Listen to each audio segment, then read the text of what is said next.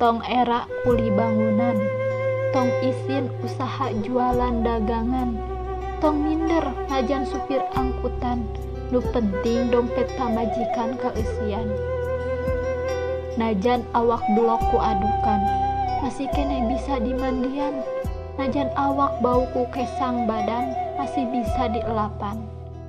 Nu penting mah beteng teu kalaparan, budak kajajanan, resiko dapur kacumponan, pangabutuh kawajiban.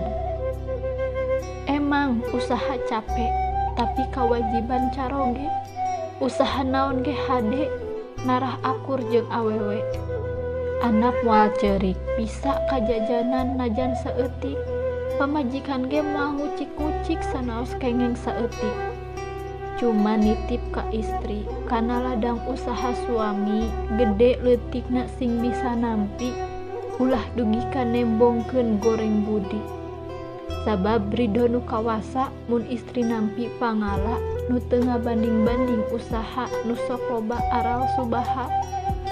Sabab Allah moal ngaridoan ka istri nu sok ngalawan, nu caroge dugi teu ngahampuraan, nu cuma mikiran diri sorangan.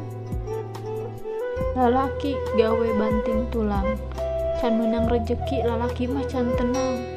Sabab boga nu dipikamelang, nyaeta anak jeung istrina, bilih teu mangih tuang.